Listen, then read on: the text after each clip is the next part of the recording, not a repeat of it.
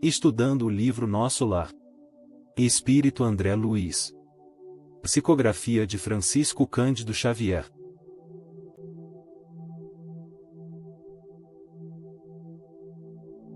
Considerações iniciais. Iniciaremos agora o capítulo 34, e vamos recordar aqui aquele momento em que André Luiz está aguardando a caravana, chamada de Samaritanos do Ministério da Regeneração, que é uma equipe de trabalho que faz incursões periódicas no umbral para recolher, para atender, para trazer espíritos que já apresentam condições de serem atendidos na colônia de Nosso Lar. Então, André Luiz nos relata que ficou surpreso quando viu aquela caravana com cães, com aves gigantescas acompanhando. Ele ficou muito surpreso com aquilo e foi explicado a ele que uma incursão no umbral deve considerar a condição evolutiva dos espíritos que lá se encontram. Então, seria desrespeitoso que os espíritos fizessem incursões no umbral utilizando tecnologias, utilizando elementos que pudessem constranger os espíritos que lá se encontram. Então esses samaritanos, trabalhadores abnegados, optam por utilizar recursos bem rudimentares, animais de carga, cães, aves que devoram matéria mental, formas de pensamento, tudo feito de uma maneira que cause o mínimo de constrangimento possível. E essa é uma característica da luz, é uma característica do bem. O bem é discreto, o bem não faz alarde e principalmente o bem jamais humilha, jamais constrange, jamais deixa o necessitado em uma condição de vergonha, de constrangimento. E agora vamos ver como foi a recepção dos recolhidos do umbral. Capítulo 34. Com os recém-chegados do umbral. Estacaram as matilhas de cães ao nosso lado, conduzidas por trabalhadores de pulso firme. Daí a minutos, estávamos todos enfrentando os enormes corredores de ingresso às câmaras de retificação. Servidores movimentavam-se apressados. Alguns doentes eram levados ao interior sob amparo forte. Não somente Narcisa, Salústio e outros companheiros se lançavam à lide, cheios de amor fraternal, mas também os samaritanos mobilizavam todas as energias no afã de socorrer. Alguns enfermos portavam-se com bondade e resignação. Outros, todavia, reclamavam em altas vozes. Percebemos que é preciso muita energia para fazer uma excursão no umbral. Tem que ter pulso, tem que ter firmeza, porque estamos lidando com espíritos necessitados, mas também com espíritos congelados no mal, espíritos endurecidos. Naturalmente, essa excursão nas regiões inferiores demanda pulso firme, demanda decisão, liderança, firmeza. Os espíritos que estão conduzindo esses cães são espíritos preparados para garantir a segurança da equipe de trabalho e garantir a segurança dos espíritos que estão sendo recolhidos. Então, nós precisamos entender as circunstâncias em que esse trabalho é realizado e as suas características, aquilo que o trabalho exige. Assim, entendemos agora o que são as câmaras de retificação do Ministério da Regeneração. Elas funcionam como um pronto-socorro para traumas graves. Imaginem isso. Um pronto-socorro para traumas graves onde recebe acidentados, pessoas que receberam tiro, pessoas que receberam facadas, pessoas que caíram, pessoas que estão num estado gravíssimo e que precisam de um atendimento urgente sob pena de virem a desencarnar. Aqui também as câmaras de retificação recebem espíritos em condições gravíssimas, em condições de extremo sofrimento. Mas vejam, o trauma aqui é mental. Ele pode ter uma aparência física. Você pode ver um espírito no umbral sangrando, mas ele não tem corpo físico para sangrar. Aquele perispírito sangrando é uma manifestação da matéria mental. Aquilo é uma criação mental do espírito em sofrimento. Como o espírito é co-criador, como o pensamento é matéria mental, é fluido cósmico modificado, aquilo gera algo. Gera consequências que a educação do pensamento, a educação dos sentimentos, a incorporação de valores morais, o desenvolvimento do senso moral, poderiam evitar. Então, se aqueles espíritos recobrassem o equilíbrio, não seriam necessárias as câmaras de retificação. Percebem? Não precisaria de uma intervenção externa se esses espíritos estivessem internamente equilibrados, porque o perispírito é moldável. O perispírito assume as características que a mente espiritual determina. Se a mente espiritual está desequilibrada, o perispírito retrata como uma televisão, retrata esse desequilíbrio.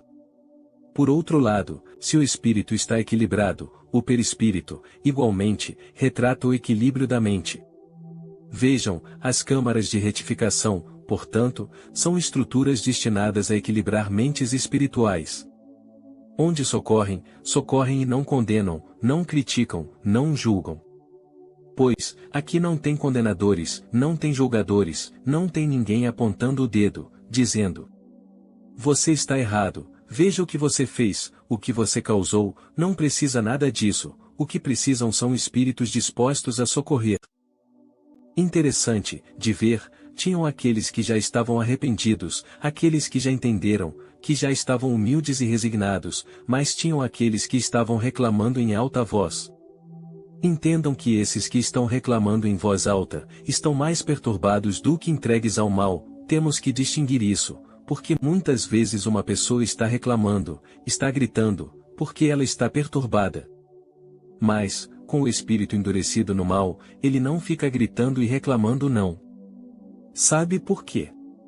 Porque o espírito endurecido no mal, é cínico, é frio e calculista, tem revolta interior, é dissimulado, mente, manipula, percebem a diferença?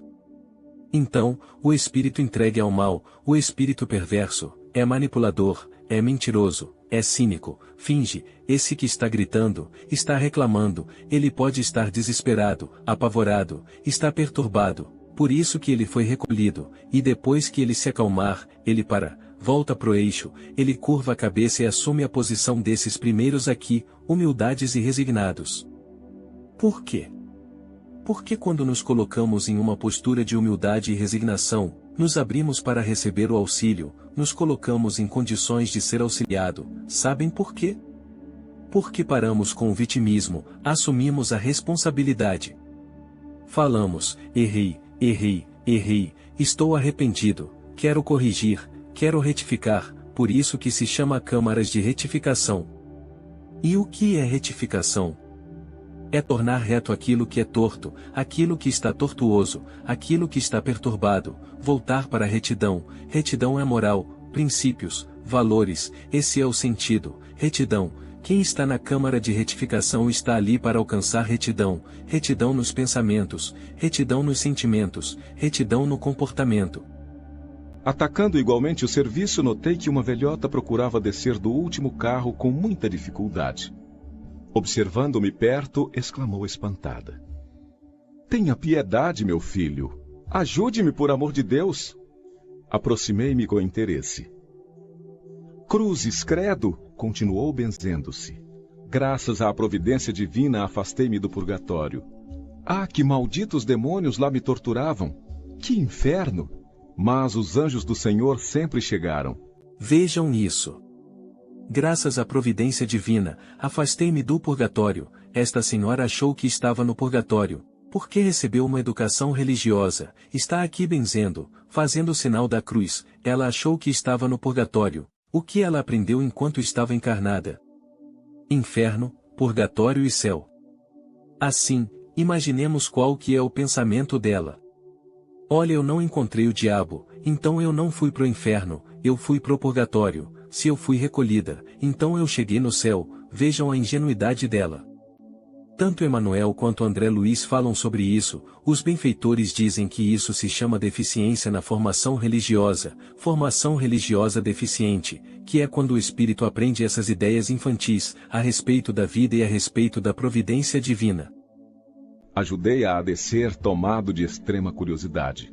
Pela primeira vez, ouvia referências ao inferno e ao purgatório partidas de uma boca que me parecia calma e ajuizada.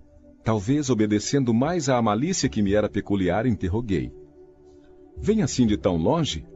Falando desse modo, afetei ares de profundo interesse fraternal, como costumava fazer na terra, olvidando por completo naquele instante as sábias recomendações da mãe de Lísias.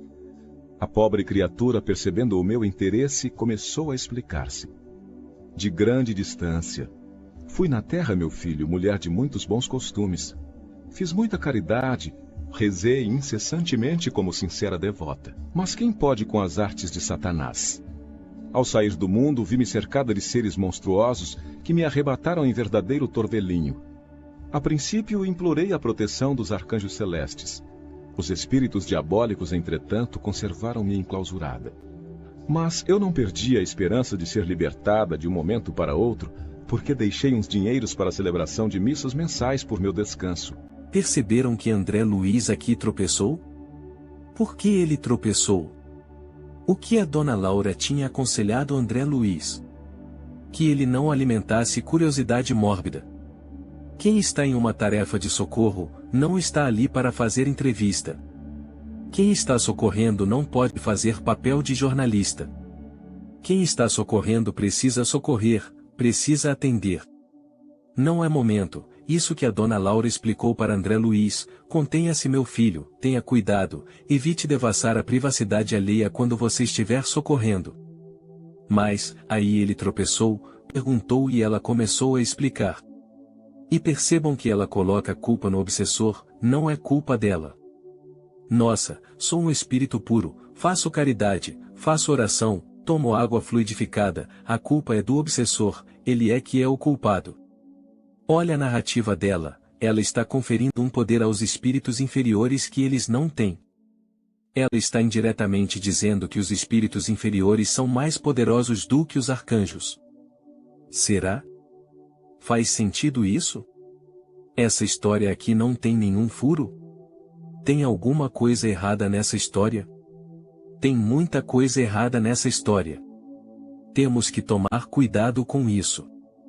Temos que tomar cuidado com essas narrativas que são fruto da pura ilusão, que atribui ao mal um poder que eles não têm. Atendendo ao impulso vicioso de perseguir assuntos que nada tinham que ver comigo, insisti. Como são interessantes as suas observações. Mas não procurou saber as razões de sua demora naquelas paragens? Absolutamente não, respondeu persignando-se. Como lhe disse, enquanto estive na terra, fiz o possível por ser uma boa religiosa. Sabe o Senhor que ninguém está livre de pecar. Meus escravos provocavam rixas e contendas, e, embora a fortuna me proporcionasse vida calma, de quando em quando era necessário aplicar disciplinas. Os feitores eram excessivamente escrupulosos e eu não podia hesitar nas ordens de cada dia. Não raro algum negro morria no tronco para escarmento geral. Outras vezes era obrigada a vender as mães cativas, separando-as dos filhos por questões de harmonia doméstica.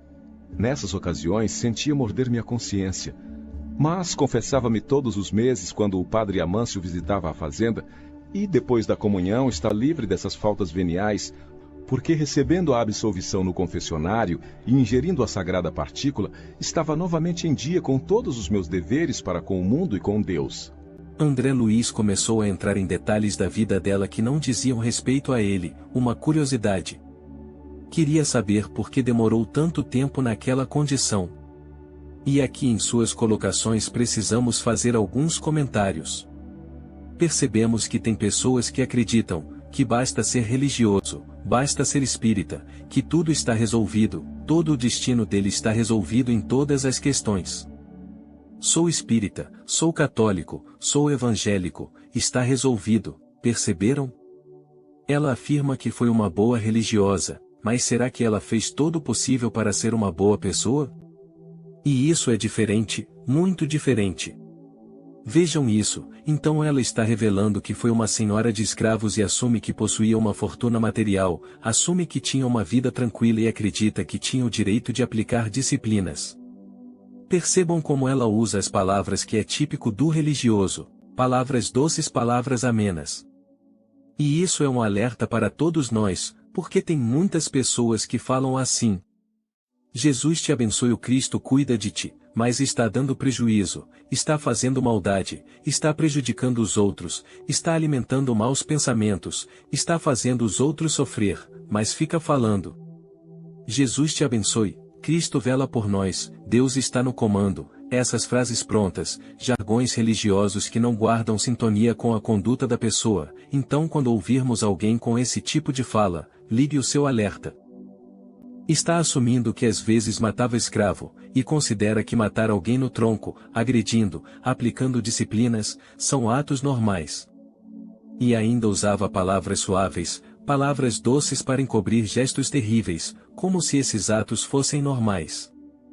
tendo sempre uma justificativa para aplicar uma disciplina, matava no tronco, separava filhos de mães, para manter a harmonia da casa, não levava em conta o sofrimento e o grau de maldade praticado. Assim, após as barbaridades realizadas, o padre chegava na fazenda e ela se confessava, informava ao padre o que tinha feito. Matei escravos, vendi 3 mães e deixei os filhos aqui. Aí o padre dizia: estás perdoada, toma a hóstia e faça a oração, está tudo certo. Assim, ela convenientemente acreditava que tinha cumprido os deveres dela para com o mundo e para com Deus. A essa altura, escandalizado com a exposição, comecei a doutrinar. Minha irmã, essa razão de paz espiritual era falsa. Os escravos eram igualmente nossos irmãos. Perante o Pai Eterno, os filhinhos dos servos são iguais aos dos senhores. Agora, André Luiz vai cometer o maior erro do mundo. Qual? O André Luiz vai tentar mudar a atitude mental dessa senhora com simples palavras. André Luiz vai dar um sermão nela, acreditando que com palavras ele vai mudar a mentalidade dessa senhora. Perceberam? Ouvindo-me, ela bateu o pé autoritariamente e falou irritada: isso é que não, escravo é escravo. Se assim não fora, a religião nos ensinaria o contrário, pois se havia cativos em casa de bispos, quanto mais em nossas fazendas. Quem haveria de plantar a terra senão eles? E creia que sempre lhes cedi minhas senzalas como verdadeira honra. Em minha fazenda nunca vieram ao terreiro das visitas, senão para cumprir minhas ordens. Padre Amâncio, nosso virtuoso sacerdote, disse-me na confissão que os africanos são os piores entes do mundo, nascidos exclusivamente para servirem a Deus no cativeiro. Pensa então que me poderia encher de escrúpulos no trato com essa espécie de criaturas? Não tenha dúvida, os escravos são seres perversos, filhos de Satã. Chego a admirar-me da paciência com que tolerei essa gente na terra. E devo declarar que saí quase inesperadamente do corpo por me haver chocado a determinação da princesa libertando esses bandidos.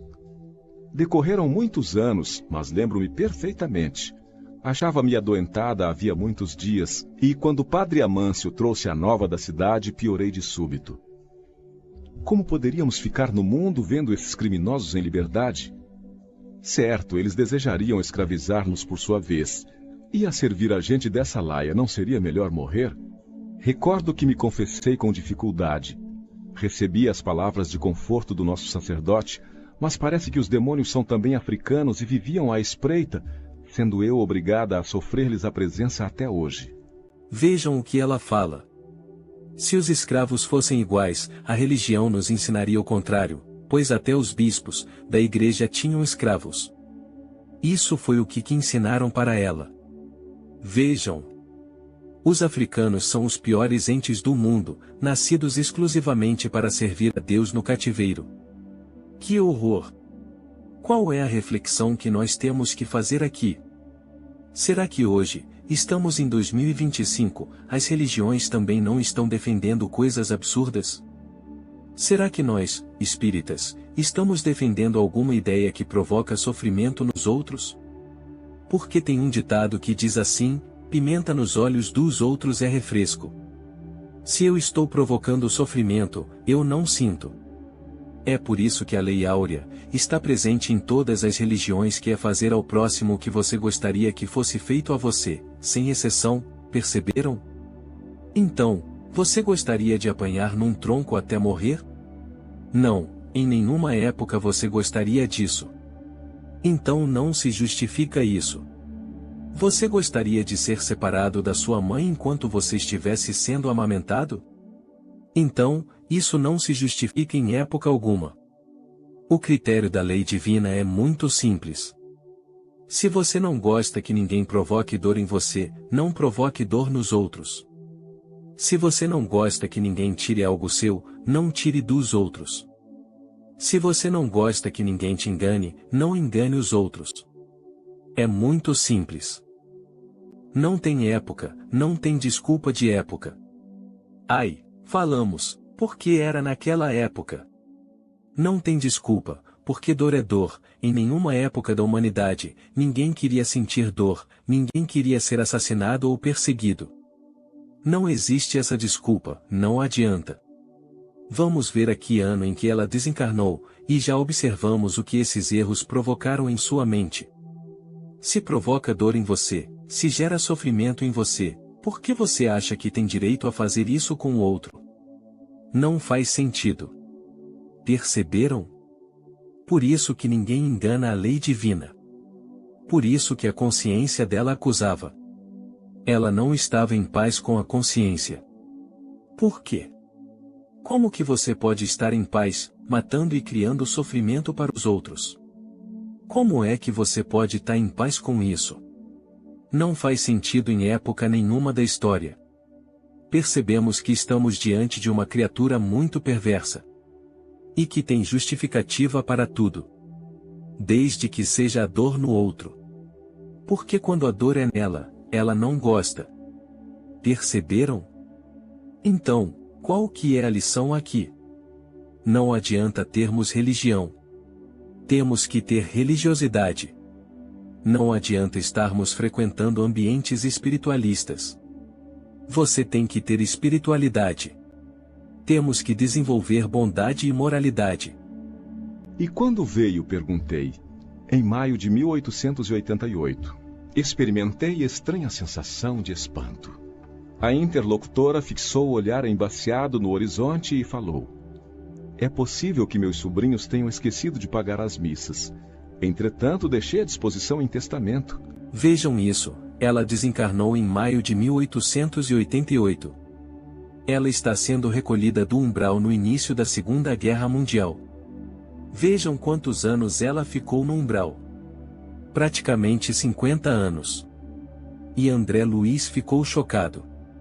Ela havia deixado um testamento. Aqui chamamos de testamento condicional.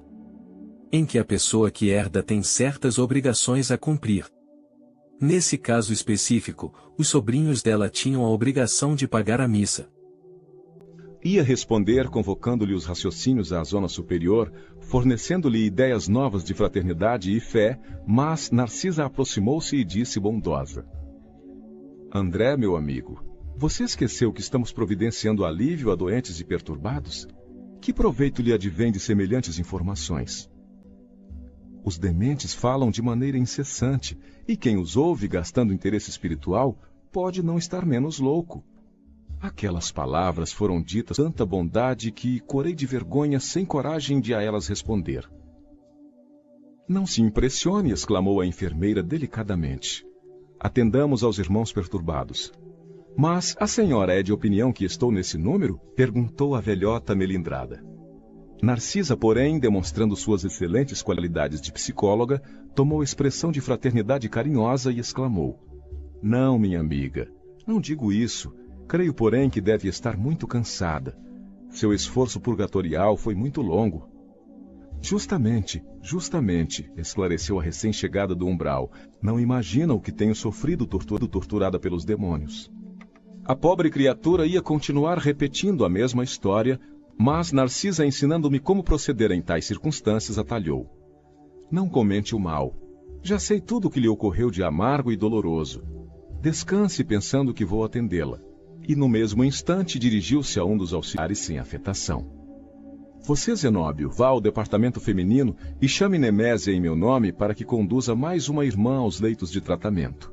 E com muito tato, e dando uma chacoalhada em André Luiz, Narcisa falou: Meu amigo, você está discutindo com ela? Mas, aí perguntamos. Mas será que ela não precisa de orientação? Precisa sim, mas ela não está em condições de receber. Por quê? Porque ela enlouqueceu. Ela perdeu noção do tempo, ela perdeu a noção de espaço, ela perdeu a capacidade de autoavaliação. Perceberam? Mas, Narcisa tranquilizou André Luiz, falando que ela seria atendida no momento e quando ela tivesse em condições para receber ajuda. E Narcisa, utilizando de sua psicologia, falou para a assistida: Não, minha amiga, não digo isso, creio, porém, que deve estar muito cansada, seu esforço purgatorial foi muito longo. Narcisa interrompe a conversa: Por quê? Porque senão ela ia entrar num loop, ela ia começar a repetir essa história 1000 vezes, não ia parar. E ali a prioridade era atender, receber, acolher, tratar. Porque tem certas cristalizações do espírito que somente se resolvem com encarnações muito dolorosas, com lutas, dificuldades e com sofrimentos que vão depurar, que vão trabalhar. Não é ali com meia dúzia de palavras que vamos fazer o trabalho que somente um século de lutas e sofrimentos é capaz de fazer. É por isso que a gente encarna, porque o trabalho é lento, é no dia a dia, é no cotidiano, não são palavras que vão romper com esse tipo de cristalizações tão profundas, tão intensas. Considerações finais. Comentando sobre o assunto que acabamos de estudar neste capítulo. Muitas vezes, nós percebemos em nós mesmos um medo de desencarnar e ir para o umbral. Um medo de desencarnar e enfrentar situações que causam medo, pavor, constrangimento. Mas, vejam, o que o espírito encontra no mundo espiritual, assim que ele desencarna, é apenas um retrato da sua própria mente. É uma projeção da sua mente, do seu estado emocional, do seu estado mental. Então, aquela pessoa que, na maior parte do tempo, fica desejando mal para o outro, fica emitindo pensamentos de maldade, utiliza o verbo, as atitudes e o comportamento para praticar o mal, chegando ao mundo espiritual, o que ele vai encontrar? O reflexo daquilo que ele cria com a sua mente, permanentemente. Por outro lado, se vigiarmos nossa intimidade, o nosso mundo mental, se cultivarmos a nossa mente, como um jardineiro cultiva um jardim, retirando as ervas daninhas, cuidando, adubando, regando, cultivando bons pensamentos, bons hábitos, praticando a caridade, agindo no bem comum, não há o que temer, porque o nosso perispírito encontrará exatamente essa situação externa no mundo espiritual, será exatamente o reflexo do nosso mundo mental. Há uma frase de Allan Kardec no livro A Gênese, que diz assim: o pensamento é para o espírito o que as mãos são para o encarnado. Percebem? Então, o encarnado usa as mãos, o espírito usa a mente, pode até usar as mãos do perispírito, não tem problema nenhum, ele usa as mãos do perispírito, mas a mão mais poderosa que ele usa se chama pensamento. É por isso que o benfeitor Emmanuel, no livro Pensamento e Vida, nos esclarece sobre as características do pensamento e nos explica como o pensamento cria a nossa vida, como que o pensamento molda nosso destino, nossa vida. Esse é o sentido, essa é a lógica. Vejam, as câmaras de retificação representam um pronto-socorro destinado a espíritos que estão com a mente perturbada, e uma mente perturbada cria perturbação, uma mente perturbada cria desordem, uma mente perturbada cria sofrimento, uma mente perturbada cria desequilíbrio, um umbral para si mesmo. O umbral não foi feito por Deus, vamos repetir isso, porque é muito importante, porque às vezes as pessoas acreditam que o umbral foi criado por Deus como uma cadeia para receber espíritos que praticaram o mal. Não. Não foi Deus que criou o umbral, quem criou o umbral foi a somatória das mentes desequilibradas que desencarnaram e por sintonia se reuniram no mesmo local. Perceberam? Então, espíritos desencarnam com total desequilíbrio interior, se reúnem por afinidade e o pensamento deles reunidos, esses pensamentos em conjunto criam um umbral, percebem? Por isso que não é fácil você tirar um espírito do umbral. Não funciona assim, porque você o tira deste umbral aqui, coloca ele em outro lugar, ele cria outro umbral, porque o desequilíbrio não está fora, o desequilíbrio está dentro. Vemos isso ao longo das outras obras da série de André Luiz, que periodicamente os espíritos superiores fazem uma limpeza, um saneamento no umbral, chamado de fogo purificador, eles higienizam, retiram aquela matéria mental deteriorada, limpam. E aí o que acontece? Volta tudo de novo. Então, percebam, não podemos imaginar que Deus criou o umbral como uma cadeia para receber espírito, não. Não é assim que funciona, o umbral é criado por mentes perturbadas, da mesma maneira que as esferas superiores, que as colônias espirituais superiores são criadas por mentes equilibradas e organizadas. Precisamos entender isso. Porque se não entendermos isso, nós vamos culpar Deus por aquilo que não foi Ele que fez. Deus nos deu o livre-arbítrio, nós somos livres para criar o inferno ou para criar o céu. Tem criaturas, que em qualquer lugar que chegam, brigam, criam confusão, ofendem, agridem, e um tormento, um inferno, e tem pessoas que chegam num ambiente, mesmo ambiente agitado, elas acalmam, conversam, são agradáveis, são pacificadoras, apaziguam, onde há ódio elas levam a paz, onde há ofensa elas levam perdão, onde há mágoa elas levam o relevar, a compaixão, a benevolência, a indulgência. Sendo assim, a mente é co-criadora, isso é importante entendermos. Então, esses espíritos recolhidos no umbral foram levados para as câmaras de retificação. Veja o nome, retificação, retificar o quê? O que tem que ser retificado? A mente, que é o pensamento, lembrando que pensamento na definição do benfeitor Emmanuel é a somatória das ideias e do sentimento, não é só razão, é razão e sentimento.